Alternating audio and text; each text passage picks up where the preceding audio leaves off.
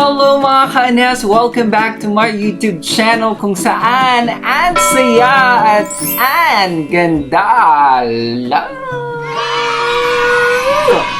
Alright, so hello mga ka-Anes! Kumusta kayo? Naku, nakikita nyo naman wala akong kasama ngayon. Solo flight natin dahil gusto ko masinsinan tayo mag-uusap, mag-chill lang tayo. No challenges, medyo magpapahinga din tayo sa makeup dahil parang meron kayong concern na kaya kong lutasin. Wow!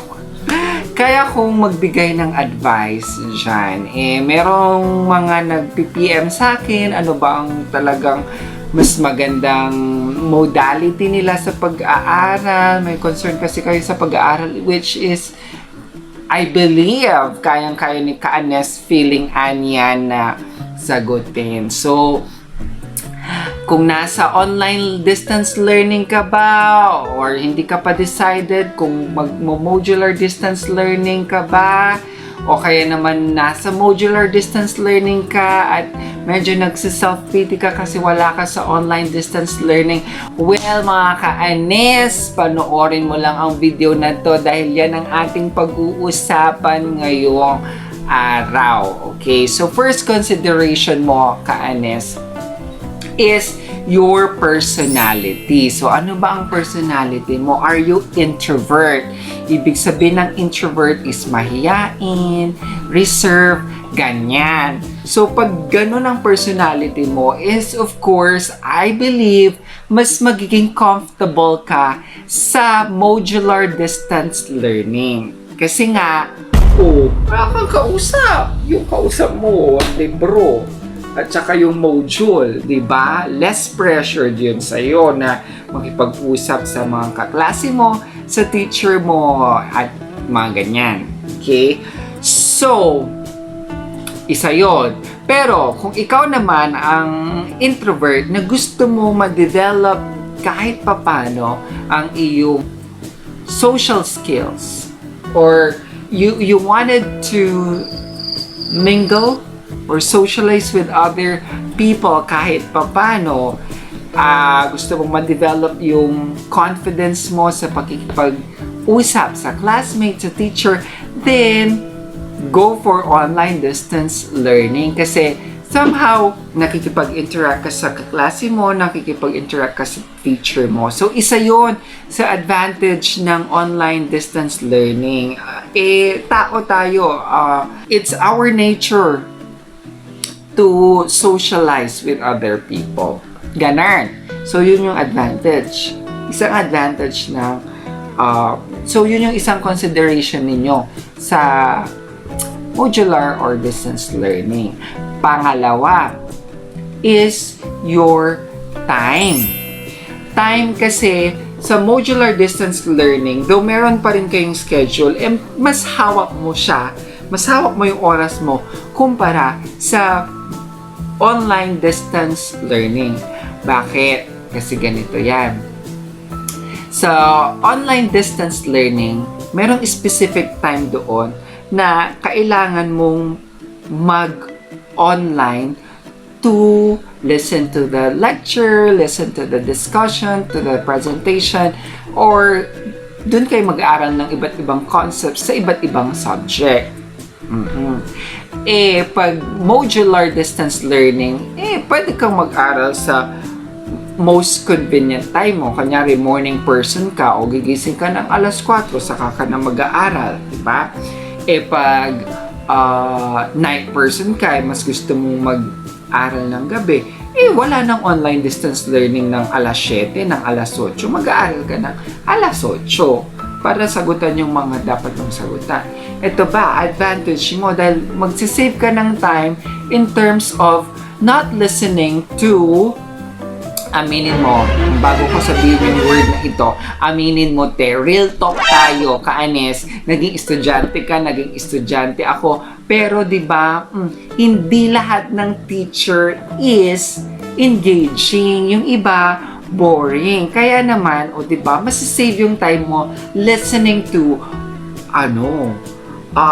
boring lectures, o kaya yung mga sagot ng mga classmates mo na sa tingin mo hindi naman siya ganun ka relevant sa pinag-aaralan ninyo, yung mga ganung consideration, you have to think of those things. Ang advantage naman ng online distance learning in terms of time is meron kang immediate feedback. Kunyari, may tanong ka, may sagot agad. Pero huwag kang mag-alala. Pag modular distance learning ka, meron ka pa rin namang time allotment sa iyong teacher para magtanong via text nga lang or via call. Okay? Next consideration, kung gusto mong alagaan yung mata mo, ganyan. O kaya radiation, takot ka sa radiation, char, ganyan. Masasave yung mata mo sa screen time. Kasi, though meron talaga kaming susundan na mga break times in between para magpahinga yung mga mata ninyo sa online distance learning is kumpara sa modular na libro or na papel ang hawak mo is masasave yung iyong mata. Ganyan. Diba, Ka-Anes? Okay. Ganito. Pag nagsi-self-pity ka, Ka-Anes, dahil sa tingin mo is napagkaitan ka ng edukasyon dahil nasa modular distance learning ka at naiinggit ka sa mga online distance learning, ay nakute, hindi ganyan ang mindset ng palaban. Okay? Marami ding advantages ang modular distance learning. Ngayon, kunyari, meron kang hindi naintindihan. Example, ako math. Ako nga, face-to-face na. Pero talagang hindi ko talaga siya maintindihan eh.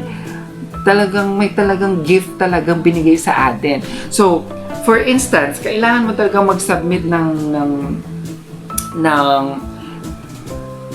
math, masagutan yung math problem. Anong ginagawa ng YouTube? Hindi ka dun mag-spend ng bonggang data. Okay? Merong mga unlimited ngayon at saka hindi required na buong araw ka na ka-online on that specific subject matter lang na hindi mo alam. Ganun. Mga Ka-Anes, diskarte lang yan sa buhay dahil sa totoong buhay, mga Ka-Anes, is you can't have it all naman talaga. So, pagganahin natin ang mga diskarte natin or else magiging tayo, talunan, mga Ka-Anes, at ayaw natin yan. Of course, gusto natin magiging meaningful pa rin sa inyo yung pag-aaral. To kahit na hindi nyo na kami nakikita physically or hindi tayo magkakasama physically, of course, nandoon pa rin sana yung quality ng education. And pag nami-miss nyo man ng face-to-face, may mga din yun. Sabi ko nga, you can't have it all. May mga disadvantages din yung face-to-face o maliligo. Required kang maligo, required kang mamasahe, required kang gumising ng 6 o'clock kasi 7:30 yung first period. Mga ganong bagay ba, mga Ka-Anes? So, isipin nyo na lang yung mga advantages ng learning modality na kung nasaan man kayo. Kung modular man yan, kung self-paced, masasave yung time mo sa pakikinig sa mga lectures, less pressured, and everything. Okay, yung mata mo masasave. Pag online man yan ang pinag-aaralan mo, well, parang face-to-face din yan, so you get to socialize with your classmates. Ang taas naman, ang mali. Sorry. Parang iba ang aking tono sa classmates. You get to socialize with your classmates, you get immediate feedback, ganyan. But you have to make sure lang na you rest your eyes from time to time kasi importante yung mata natin. Okay? Ayun.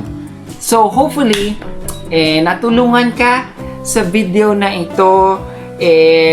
Laban lang, mga Ka-Anes, sa pag-aaral.